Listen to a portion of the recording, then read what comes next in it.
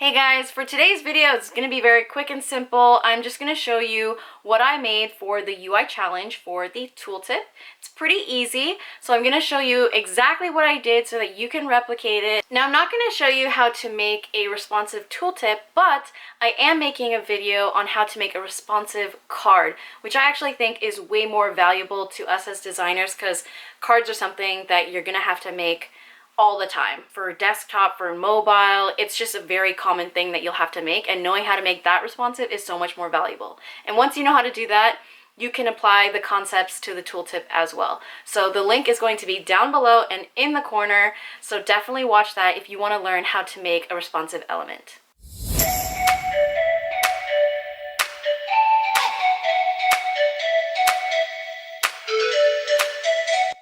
For today's challenge, we are meant to make a tooltip. Now, this can be as simple as you want, as complicated as you want. I decided to keep things simple and make just a few variations with a left, center, and right pointer and dark versus light mode. So that's what I made for my tooltip, and I would love to show you guys how to make it yourself.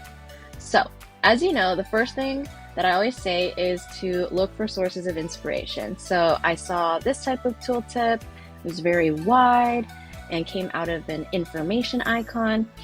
I also saw this one with buttons on it. There's also these that don't have a pointer at all. They just kind of float. Oh, actually there's a pointer. I did not notice. And then there is also one like this, very different. I've never seen one like this before, but it is really cool. And if you want to try and make it, go for it.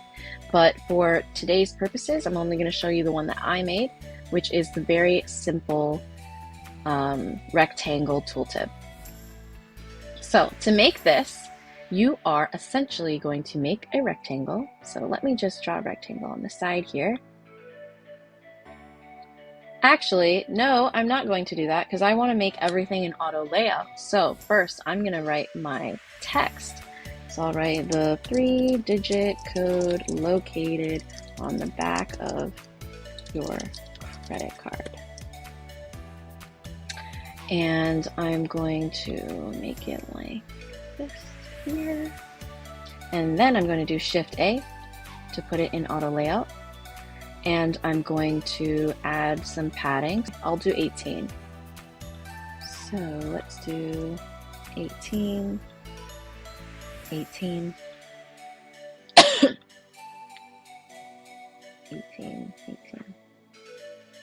And I'm going to put it in the center. Okay, now let's add a background. So I will click fill, white, and now I'm going to round my corners. Let's say I do it at 16.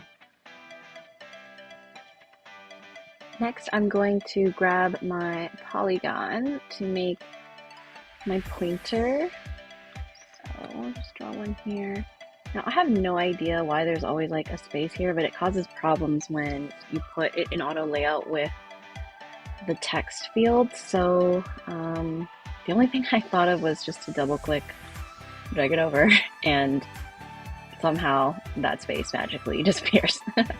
So what we're going to do now is rotate it. Now if you click shift, it'll rotate in increments and it'll be exactly at 180 degrees now.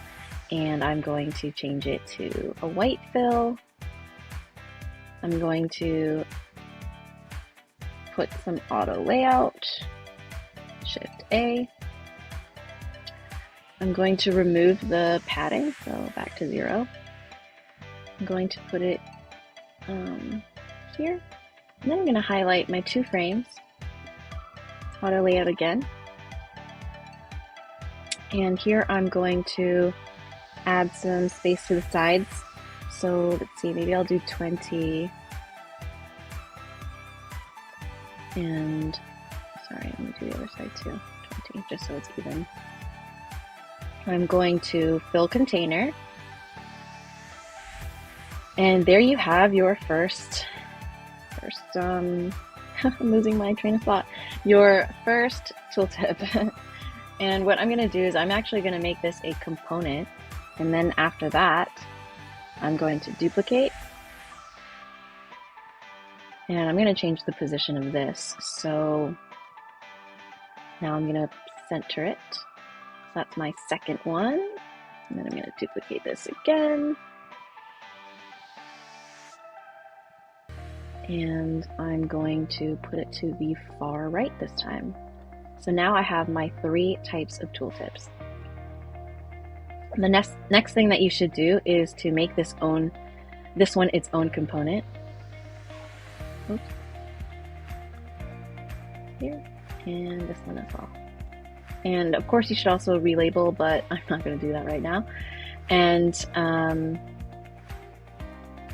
then you can combine them as variants. And so when you go to your assets panel, there we go. So this is the one we just made, and you can